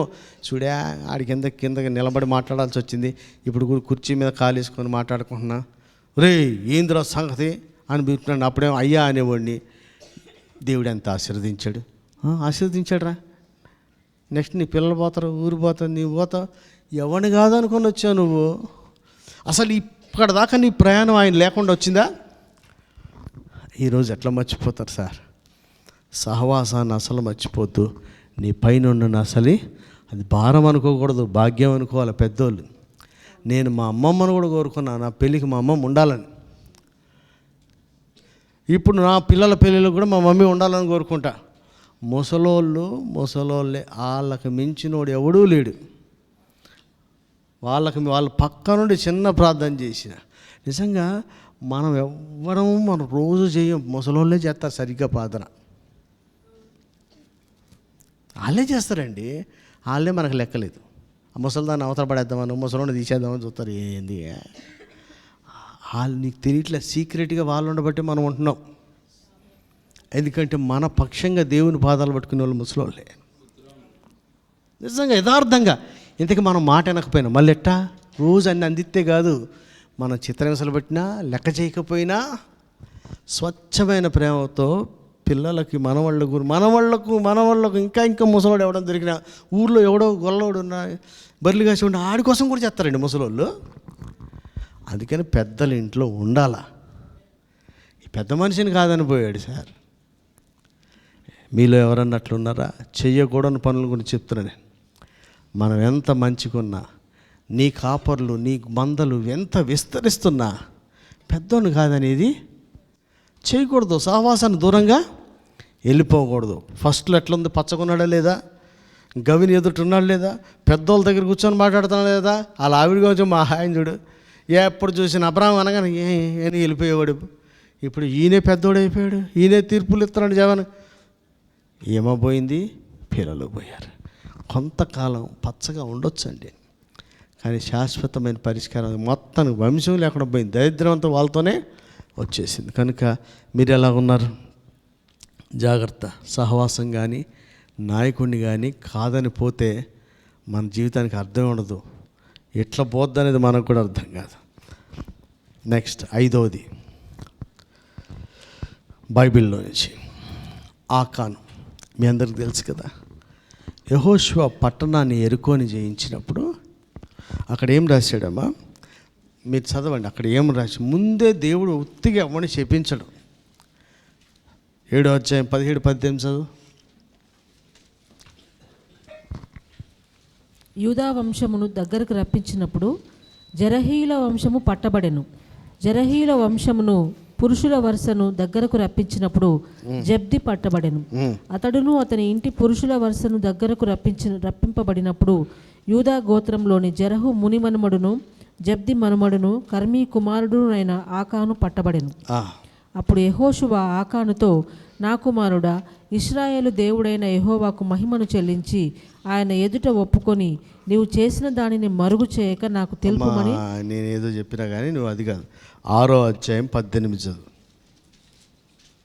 17-18 చదువు. 6వ అధ్యాయం 17-18. ఈ పట్టణమును దీనిలోనున్నది యావత్తును యెహోవా వలన శపింపబడెను. రాహాబు అను వేశ్య మనం పంపిన దూతలను దాచిపెట్టెను గనుక ఆమెయు ఆ ఇంటనున్న వారందరూ మాత్రమే బ్రతుకుదురు.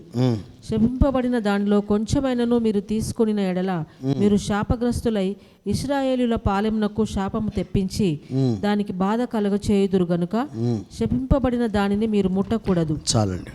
ముందుగానే చెప్పబడింది, దాంట్లో ఏది కూడా మీరు ముట్టొద్దని. ఆకాన్ ఏం చేశాడు? ఈయనకి డబ్బు మీద ఆశపడ్డది, కనిపించింది, బెస్ట్ అనిపించింది, మంచిగా అనిపించింది. ముఖ్యంగా దొరికింది తీసుకోవద్దంటే వద్దన్న తీసుకున్నాడు. మరి అట్టంటే ఐగుప్తులు అందరూ కూడా తీసుకుంటారంటే మొత్తం వాళ్ళు ఇచ్చిందంతా తీసేసుకున్నారు. ఎప్పుడు తీసుకోమంటే అప్పుడు తీసుకోవాలి, వదిలేయమంటే. మరి షమ్రోను యుద్ధం జరిగినప్పుడు కూడా మొత్తం వదిలేసిపోయారుగా, మొత్తం తీసుకోలే. తప్పు కాదు తీసుకోవడం. ఇప్పుడు వద్దన్న దాన్ని జోలికి పోవద్దు. అక్కడ పండు అయినా సరే, ఇక్కడ డబ్బు అయినా సరే, వద్దన్న దాన్ని జోలికి పోకూడదు. ఈయనకి డబ్బు మీద ఆశ. ఇశ్రాయేల్ అందరూ ఎవడు తీయలేదు, కానీ ఈ ఆకాన్ అనేటువంటి వాడు, ఈయన మీకు తెలుసా, ఈ మనిషి ఎక్కడి నుంచి వచ్చినాడు? యూదా గోత్రం. అంటే భక్తుడు బాగా పాటలు పాడి ఆరాధన చేసేసి స్తుతులు పెళ్ళించేసి, యూదా అంటేనే స్తుతి కదమ్మా, మంచిగా. అంటే దేవునికి దగ్గరైనటువంటి వ్యక్తికి కూడా డబ్బు మీద ఆశ ఉందన్నమాట. అది కనపడింది. ఇశ్రాయేల్ సర్వ సైన్యం అంత సమాజంలో ఎవడు వద్దన్న మాటని కట్టుబడి ఉన్నారు. అందరికి కనపడ్డా, ఈయనకి ఒక్కడే కనపడలే.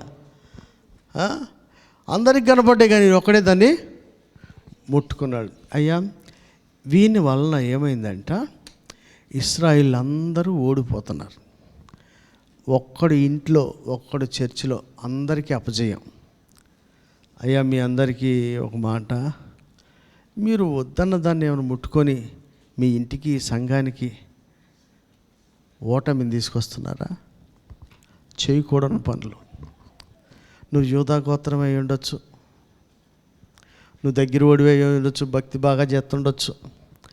ఈరోజు మటుకు స్పష్టంగా వద్దన్న పని చేస్తే నీ మటుకు నీకే కాదు, పెంట ఇశ్రాయేలు సమాజం మొత్తానికి శాపం వచ్చిందంట. మీలో ఎవరున్నారు? నేను యథార్థంగా చెప్పినా కదా, నేను అనేక మార్లు చెప్పిన, మళ్ళా చెప్పిన, నేను నల్లగొండ వచ్చే వరకు మమ్మీ డాడీకి, మా తమ్ముడికి, మా అక్క బావకి అందరికీ దరిద్రమే. నేను ఒక్కడిని వస్తే అందరు సెట్ అయిపోయారు. మీరు ఎవడన్నా ఉన్నాడా? ఆలోచన చేయండి. ఒక్కడు వద్దన్నదాన్ని పట్టుకున్నాడు, ఒక్కడు అవిధేయత చూపించాడు, ఒక్కడు ఆజ్ఞను అతిక్రమించాడు. ఇశ్రాయేలు సమాజాన్ని మొత్తానికి వచ్చేసింది. మీరెవరైనా ఉన్నారా? ఏ శివాని ఎటు చూస్తున్నావు, నువ్వేమైనా చేస్తున్నావా? మనమే, ఎవడో ఒకడే ఉంటాడు. ఆ ఒకడి వల్ల ఏమవుతుందంటే సమాజం మొత్తానికి ఒకడున్నాడు సార్, గంజాయుడు ఒకడు దొరికాడు మన ఇంట్లో, ఈ ఎల్లుంటుంది ఇల్లు. మనోడు ఒకడు మర్డర్ చేసి వచ్చాడు. మనం పరమ పవిత్రులం, పొద్దున్న లేస్తే సూర్య నమస్కారం, ఒంటికాల తపస్సు, ఆడే మర్డర్ చేసి వచ్చాయి. ఆడ అడ్రస్ ఏది? డోర్ నెంబర్ 7-7-, నీదే, అది నాదే, మన ఇంటి పేరే చెప్పే. ఇప్పుడు మన ఇంటి వాళ్ళందరినీ భక్తుల్లా చూస్తారా, మర్డరర్స్ ఫ్యామిలీ చూస్తారా? ఎటు చూస్తారు? ఇశ్రాయేల్ అందరికీ శాపం తెచ్చిపెట్టినాడు ఒక్కడు, అది కూడా వద్దన్నది. మనలో చాలామంది యూదా అంటే మళ్ళీ ఎందుకు చెప్తా, యూదా అని, యూదా గోత్రం అని, అంత మంచోళ్ళే. యూదా అంటే కూడా తమ్ముడు కోసం అడ్డుపడినాడు, మామూలు మనిషా? ఇప్పుడు ఏదో పనులు చేసే వాళ్ళందరూ చెడిపోయిన వాళ్ళు కాదు, మా మంచి ఒకప్పుడు మంచిగా ఉన్నోళ్ళే ఒకసారి చెడిపోతుంటారు. ఈ సంవత్సరం అంతట్లో మీరు ఎలా ఉన్నారు ఒకసారి జ్ఞాపకం చేసుకోండి. మీ వల్లే హెడ్ ఆఫ్ ద ఫ్యామిలీ ఒక తెలివి తక్కువ నిర్ణయం చేస్తే ఇంటి లాదులు సఫర్ అవుతారు. నేను చెప్తాను కదండి, మనం ఒక ఏసీ ఉందనుకో, నువ్వు వద్దనుకున్న వస్తుంది, అది ఆన్ చేసి ఉంటే. ఇంటోడు మంచోడు అనుకో, వద్దనుకున్న దీవెన వచ్చేద్ది. ఆడెదవనుకో మొత్తం శాపం కూడా అట్లనే వచ్చేస్తుంది. ఆఖాన్ అనేవాడు ఒక్కడి వల్ల ఇశ్రాయేల్ అందరికీ అపజయం కలుగుతుందట. అయ్యా మీరు ఆలోచన చేయండి, నువ్వేదన్నా వద్దన్నది చేస్తున్నావా? ఎవరు వద్దన్నది? ఆయన చెప్పింది. నువ్వు ఒక్కడవే పోతావు అనుకోకు, మొత్తం అందరికీ పెంటే. అయ్యా చిన్నలు పెద్దలు అందరూ మనమందరం ఆలోచన చేయాలి. అసలు ఏంది సమస్య కారణం అంటే, మనం ఏమన్నా వద్దన్నది చేస్తున్నామా? ఒకవేళ వద్దన్నది చేస్తే కనుక మనకే కాదు, దరిద్రం ఇశ్రాయేల్ సమాజాన్ని మొత్తానికి వస్తుందంట. అలాంటి వాడికి సావెట్టొచ్చింది తెలుసా? అందరూ రాళ్ళేసి కొట్టి చంపేశారు మొత్తం అందరు. ఆ లోయలోకి ఆఖారు లోయలో పోయి తీసుకెళ్ళి వేసి పడేశారు. అంటే ఈ రోజు కాకపోతే రేపైనా పట్టుబడక తప్పదు. ఇవాళ ఆశపడ్డావు, దాచుకున్నావు, నీ గుడారంలోకి వచ్చినాయి. ఇశ్రాయేల్ అందరికీ అపజయం వస్తుంది. అక్కడ ఎంత మంచి మాటలు రాశారబ్బా. ఏ అమ్మా 7:19 చదువు, 7:10. యెహోవా యెహోషువతో ఇట్లా నేను, లెమ్ము, నీవేళ ఇక్కడ ముఖము నేల మోపికొందువు. ఇశ్రాయేలీలు పాపం చేసి ఉన్నారు, నేను వారితో చేసిన నిబంధనను వారు మీరి ఉన్నారు. శపితమైన దాన్ని కొంత తీసుకొని దొంగిలి బొంకి తమ సామానులో దాన్ని ఉంచుకొని ఉన్నారు. 12 చదువు. కాబట్టి ఇశ్రాయేలీలు శాపగ్రస్తులై తమ శత్రువుల ఎదుట నిలువలేక తమ శత్రువుల ఎదుట వెనుకకు తిరిగిరి. శాపగ్రస్తులైన వారు మీ మధ్య ఉండకుండా మీరు వారిని నిర్మూలం చేసితేనే తప్ప నేను మీకు తోడై ఉండను. ప్రార్థన చేసే వాళ్ళందరికీ చెప్తున్నాడు, ప్రార్థన ఆపండ్రా, ఇల్లాడి సంగతి చూడండి అని చెప్తున్నాడు. శాపగ్రస్తులైనటువంటి వాడిని మీ మధ్యలో లేకుండా మీరు నిర్మూలన చేస్తేనే కానీ నేను మీకు. అప్పుడు ఏం చేస్తాం మనం? ప్రభు ఆడి మా ఓడేనయ్యా, నేను ఆడిని ముట్టలేనయ్యా, నువ్వే నన్ను బలపరచయ్యా, నువ్వే నన్ను లేపయ్యా, ఆడిని నువ్వు తొయ్యయ్యా అంటుంటే నువ్వేంది లేపయ్యా అంటావు. మనం చేయాల్సిన పని ఏముంది ఇప్పుడు? వాణ్ణి మీరు, అక్కడ రాసిందా లేదా ఏమా, వారిని నిర్మూలము చేస్తేనే తప్ప. అమ్మ ఇప్పుడు మనకి శాపం పోవాలంటే ఎట్లా? ఏదో పని చేసినోడు కనుక్కొనాలి, వాడిని నిర్మూలన చేయాలి, వాడిని మన మధ్యలో లేకుండా చేస్తేనే కానీ దేవుడు మనకి. ఆడి పాపం ఆడిది కాదు, ఆడి పాపం మనకంటుకుంది. మనం ఎందుకు కష్టపడుతున్నారు? అనవసరంగా ఎందుకు కష్టపడుతున్నారు? ఎవడు చేశాడో వాడు ఎప్పుడు తెలుసుద్దంట? దేవుని సన్నిధిలో ప్రార్థన చేస్తామంటే పలానాడు ఎదవని తెలిసిపోద్ది. ఆ ఎదవని తెలిసినోడు ఎవడు చేయాలి? నిర్మూలన చేయాలి మనమే. ఇశ్రాయేల్ మీకు నేను తోడై ఉండాలంటే, మీ శత్రువు మీద మీకు జయం రావాలంటే మీరు వాడిని నిర్మూలన చేయాలి. ఈరోజు చాలామందికి ఏంటంటే భక్తులే, ప్రార్థనాపరులే, జయం వస్తుంది. ఎన్ని జయాలను తట్టుకుంటారు. ఒంటి మీద కొరడా దెబ్బలని తింటారు. ఆడిని మటుకు నిర్మూలం అయితే చెయ్యరు. ప్రేమ, దేవుని ప్రేమ కంటే ఇలా ప్రేమ ఎక్కువైనట్టు దేవుడే చెప్పాడయ్యా. బైబిల్లో ఉంది కదా, మీరు అపోస్తల కార్యాలను చూసే ఇంతమంది కోసం ఒకడు చావడం బెటర్ ఉందా లేదా అక్కడ? అట్లా ఒకడు పోతే ఏమైందంట, ఇశ్రాయేల్ సమాజం మొత్తానికి జయం. ఆడేమో నీతిమంతుడు పోతున్నాడా? దేవుడు చెప్పింది ప్రతిష్ఠితమైంది, శాపగ్రస్తమైంది. చూడండి, ఎవడికి శాపం వస్తుందంట, ప్రతిష్ఠితమైన దాన్ని ముట్టుకున్నోడికి శాపం వచ్చేస్తుంది, శపితమైన దాన్ని ముట్టుకున్నోడికి కూడా శాపం వస్తుంది. ఇద్దరికి వల్ల కూడా సమాజాన్ని మొత్తానికి కూడా చెడే వస్తుంది. ఇప్పుడు మనం ప్రార్థనలు చేయాల్సిన పని కాదండి. డానియల్ సార్, ఏమై కరుణ, నీకు చెప్పిన గుర్తుందా? మీకు ఏం గుర్తుంటుంది లేదబ్బా. నేను అన్నయ్య గుర్తుపెట్టుకుంటా కానీ నీకు చెప్పి గుర్తుపెట్టుకోను. నేను అన్న అయితే ఇమ్మట్టు గుండు పెట్టి సూది పెట్టి అట్ట పెడుతుంది దాన్ని. మరి నేను చెప్పినవి కూడా అట్ట గుర్తుపెట్టుకోను. మీ ఇద్దరికి ఏం చెప్పినా మీరు ఈట పట్టుకొని పడవాలబ్బా. మీ ఇద్దరికే చెప్పింది అది, ఎన్నో సంవత్సరాలు చెప్తున్నది. నీకు ఈట ఎక్కడ ఉంది? ఓన్లీ బ్యాట్ తీసుకుని ఆడుతున్నావు. ఈటది బ్యాట్ ఆడుంటే బాల్ కొడితే మళ్ళీ అవుతుంది, మళ్ళీ ఆడుకోవచ్చు. ఇది కాదు, దానివల్ల ఏ దోమ సాగుతుంది, ఏమైంది సాగుతుంది. ఈట తీయాలి మనం. దేనికది? ఇశ్రాయేల్లో తెగులు, మన కసి తీసుకోవడానికి కాదు సార్ ఈట. ఇశ్రాయేల్ సమాజంలో తెగులు ఆగిపోవాలి, నీ తరతరాలకు అది నీతిగా ఏంచబడాలి. ఈట అనగానే బతకాలి అనుకో, నన్ను దయ్యమంటారు అనుకోకు, తెగులు ఆగుద్ది అక్కడ. తరతరాలకి నీతి అది. ఇక్కడ ఒక్కడు ఆయన బట్టిపోతే నేను మీకు తోడై ఉన్నట్టున్నాడు. అబ్బా, మోషే ఏమన్నాడు? నువ్వు రాతో మాతో రాకపోతే నేను ఎట్లా పోయేదని. అసలు యాత్ర ఎలా సాగవద్దు సార్? ఆడు మనోడు అనుకోకు, ఆడు యూదానా కాదా? ఈ యూదాని చంపిన వాళ్ళు ఎవడున్నాడు? ఆఖరి బెన్యామీన్ వరకు అన్ని గోత్రాల్లో వేసి చంపారండి. పెద్దోడా చిన్నోడా కాదు, అక్కడ తేడా వస్తే అసలు చాలామంది ఇప్పుడు సమాజంలో నేను తెలుసుకుంది సార్, ఈ పాస్టర్ ఎదవని ఫెలోషిప్లో తెలిసిన, ఇంట్లో ఈడెదవని తెలిసిన, చర్చిలో ఈడెదవని తెలిసిన, వీళ్ళు ప్రార్థన చేస్తారు కానీ ఎవడు ఆడిని మటుకు దేవుడే చూసుకుంటాడు. దేవుడే చెప్పాడు, అసలు ఆయన చూడకపోతే నీతో రానంటాడు. వీడు ఇంకో ఉపవాసం ఉన్నాడు, ఆయన గోని పట్టు కట్టుకుంటాడు, మొత్తం దొల్లుతాడు కానీ ఆయన మటుకు ఏమంటలేదు. సగం దరిద్రాలు మన కొంపలకి, సంఘాలకి, ఇంటికి ఇలాగే వస్తున్నాయి. ఆయన చెప్పిన పని మనం చేయాలి కానీ ఇక్కడ మనం విపరీతమైన ప్రేమ చూపకూడదు సార్. కొరింథీ పత్రికలో ఆ దుర్మార్గుని వెలివేయండి అన్నాడు. కొంతమందిని తీసేస్తాను కానీ దరిద్రం పోదు. ఇక్కడ యెహోషువ ఆడు మా ఓడే సార్, మా ఇంటి పేరోడే, మా యోధా, నేను అడదాకా ఆడే లీడింగ్ అన్నాడా?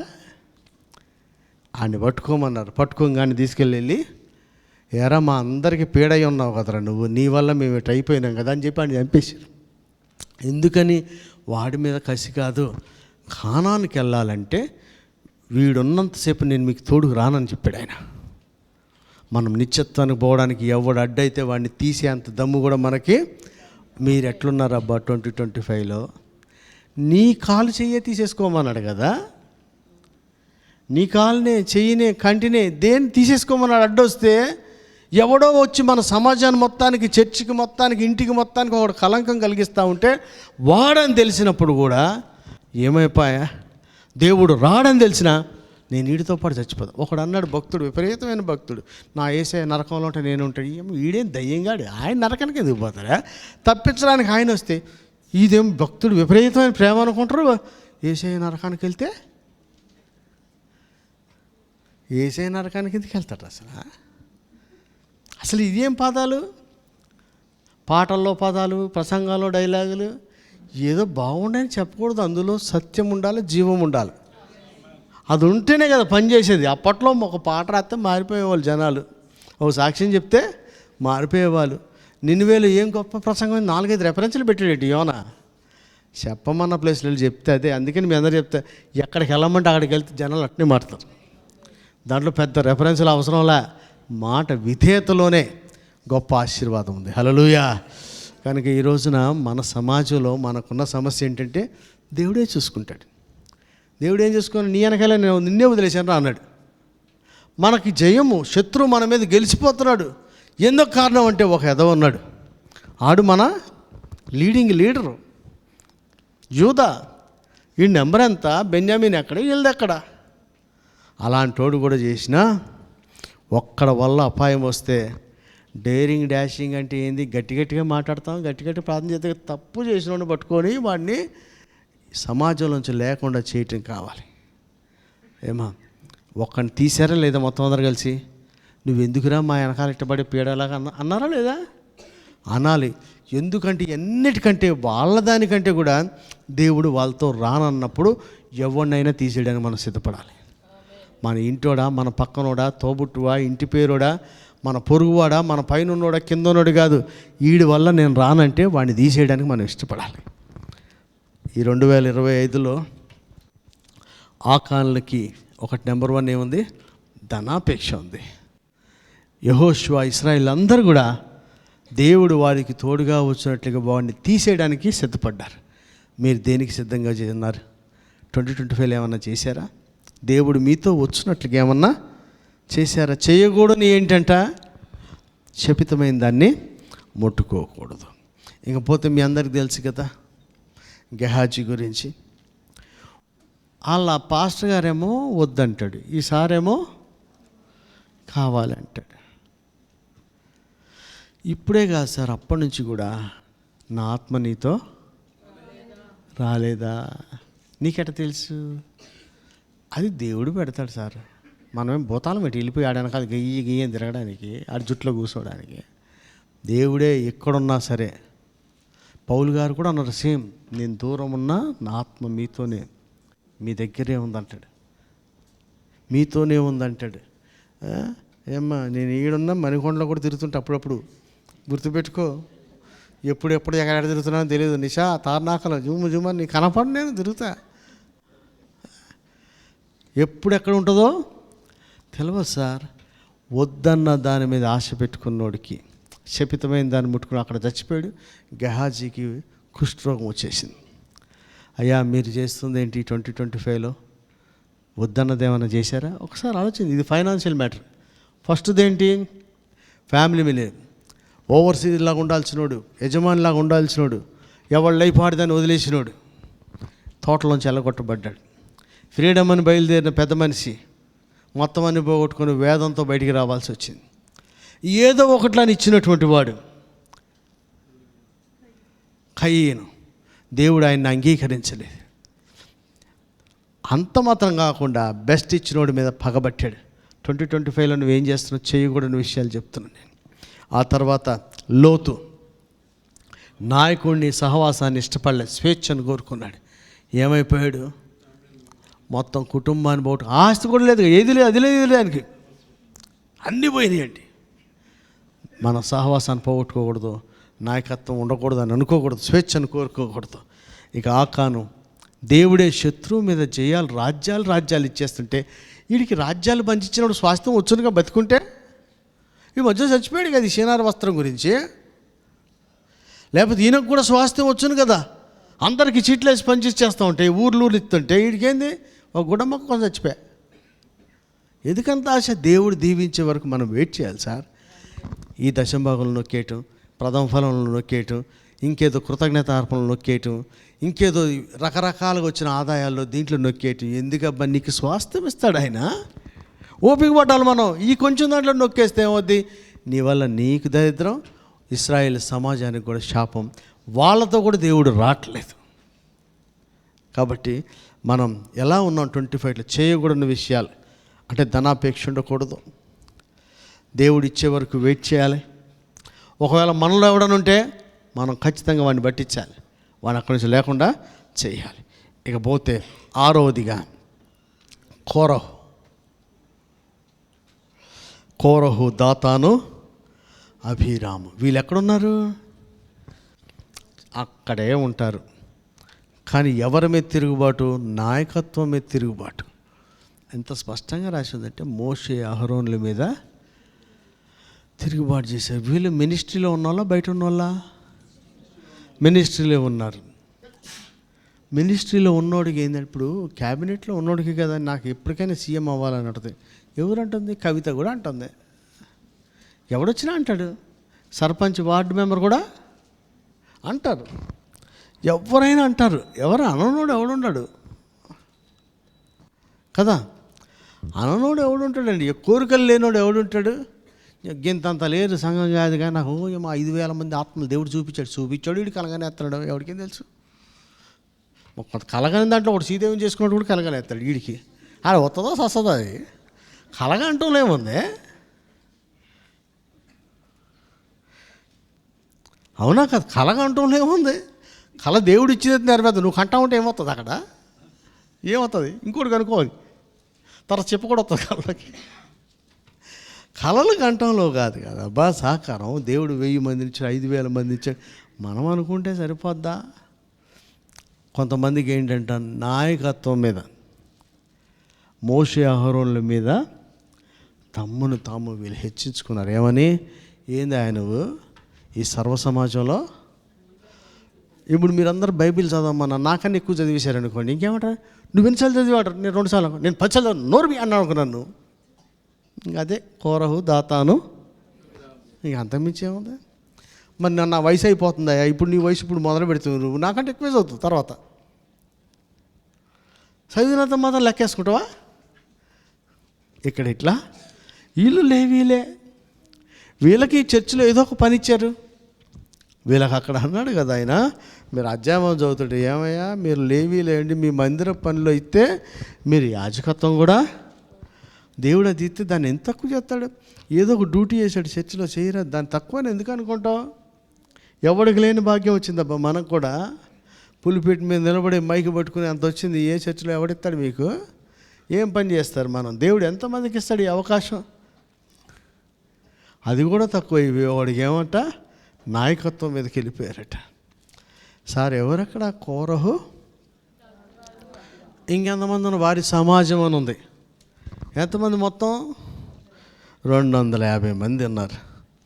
మొత్తం మోషే మీద తిరుగుబాటు చేశారంట. అలా చేయకూడని పనులు ఏంటంట, నాయకత్వం మీద తిరుగుబాటు చేయకూడదు. నాయకత్వం అంటే నాకు ఒకటే గుర్తొస్తుంది, యెహోషువని మించినోడు ఇంకోడు లేడు. 40 ఏళ్ళు ఇంటిని వదిలేసి, అంటే ఇంటి వదిలేలా, ఈయన కదిలితే కదులుతాడు, ఇంటికాడుంటే ఇంటికాడు ఉంటాడు. 40 ఏళ్ళు విసుకురాలేదు. అంత నమ్మకత్వంగా నాకు అనిపిస్తుంది. పిల్లలు కూడా లేరేమో. దేవుడైతే అన్యాయస్తుడు కాదుగా, దేవుడైతే అన్యాయస్తుడు కాదుగా, పిల్లలు కూడా లేరేమో. అందుకని నెక్స్ట్ ఈయనకి ఇచ్చేసారు.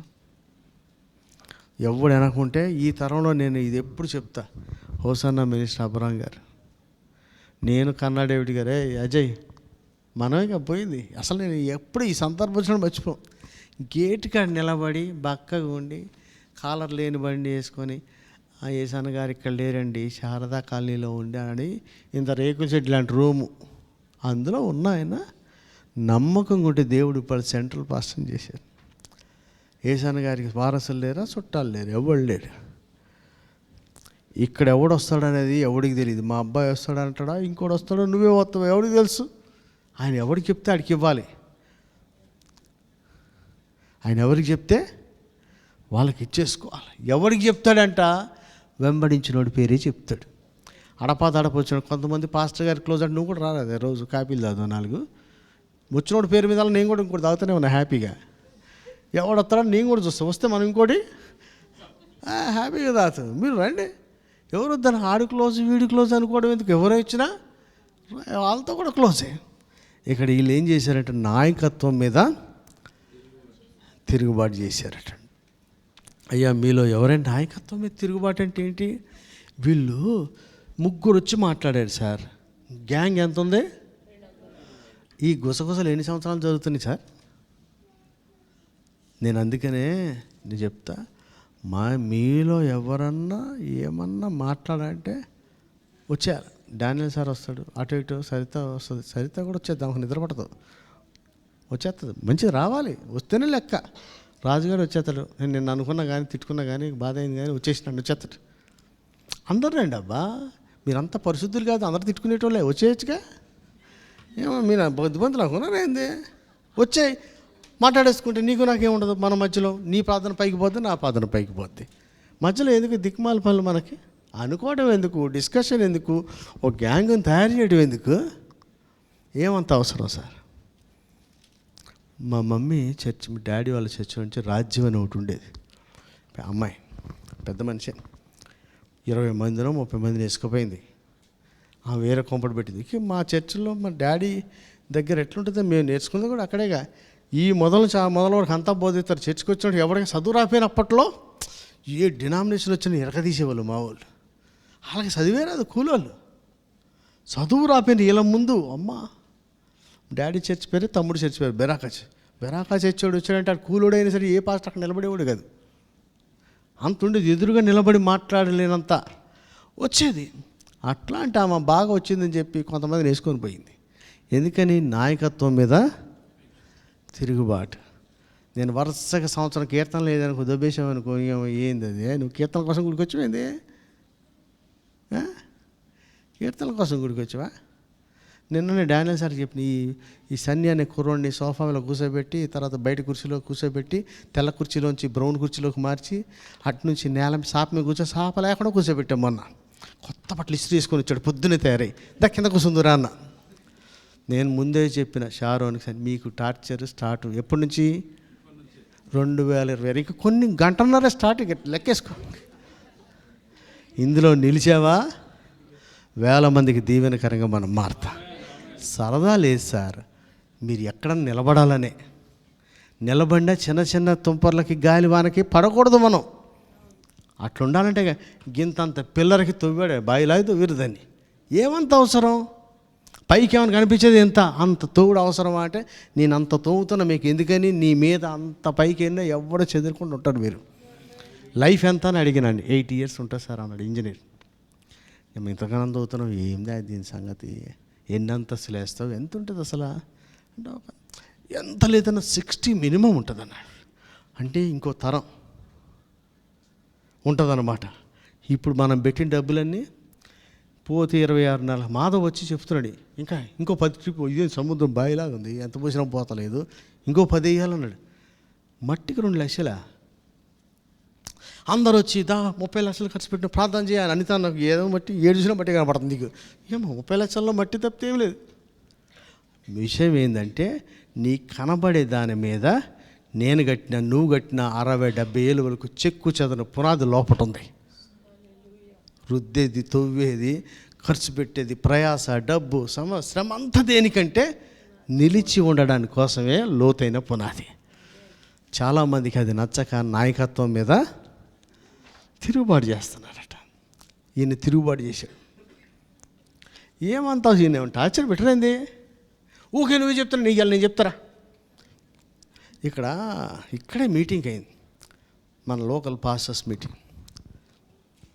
ఇక పేర్లు చెప్పొద్దు, అందుకే నేను 2026 నుంచి నేర్చుకుందాం అనుకుంటున్నా. ఎవరి పేరు చెప్పకుండా, మిమ్మల్ని ఎవరిని ఏమనకుండా, మేడం గారు అసలు ఎవరిని ఏమనకుండా, నేను కూడా ఏదో చేద్దామని అనుకుంటా, కానీ ఏం అయ్యి వస్తలేదు. ఈసారి ఎట్లన్నా చేయాలని చూస్తున్నా. ఆమేన్.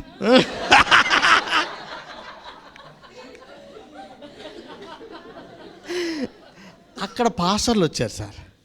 ఒకసారికి అసలు లైన్లో అటు కూసబుద్ధి కావట్లేదండి. ఆయన ఒక్కడే కుర్చీ తెచ్చుకొని ఏడేసుకున్నాడు.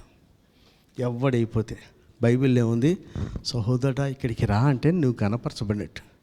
నీ కుర్చీ నువ్వు ఊపుకుంటూ తిరిగి ఆడికాడికి వేసుకుంటూ తిరుగుతుంటే నిన్నెవడు కనపరిచాడు?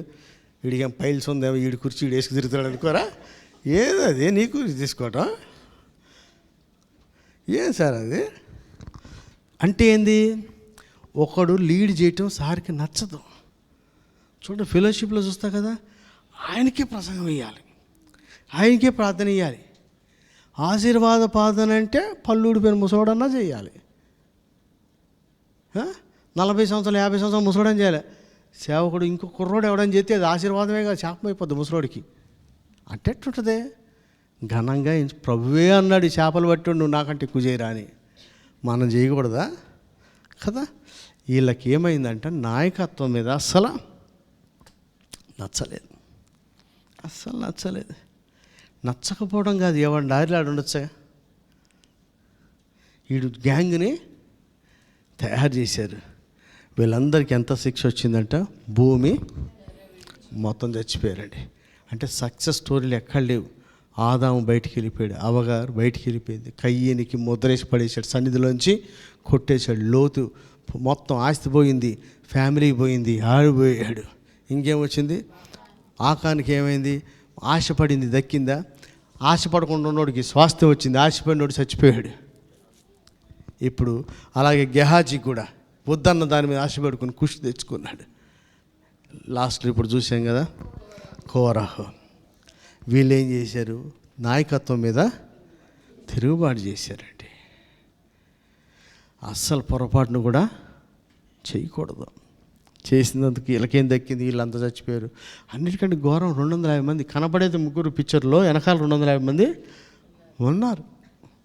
అలాంటి పనులు మనం చేయకూడదు. మీ సహవాసంలో నువ్వేమన్నా బ్యాక్గ్రౌండ్ వర్క్ చేస్తే బలహీనుడికి చేయూతనిచ్చేలా ఉండాలి కదా. బలహీనుడు చేతనిచ్చి నువ్వు లేపాలి, కానీ ఒకరిని తోసుకెళ్ళి ఒక గ్యాంగ్ వేసి ఒకరిని రేపుతున్నావేంటి? అలాంటి పనులు మనం చేయకూడదు. లాస్ట్ 7వది, నెంబర్ 1 ఎవరు? ఆదాం. 2వది, 3వది, 4, 5, 6 కోరహు. వాళ్ళిద్దరు ఒకటేలే, డబ్బులోళ్ళు ఇద్దరు ఒకటే బ్యాచ్. 6వది కోరహు దాతాను, 7వది సౌలు. సమూయేలు గ్రంథం 12వ అధ్యాయం ఏముంటుంది తెలుసా? పరిస్థితిని బట్టి సాహసిస్తారు. మనకు సంబంధం లేని పని సరదాగా సాహసించలే, సిచ్యువేషన్ బట్టి రాంగ్ స్టెప్ వేశారు. చదువుమా సమూయేలు గ్రంథం 12.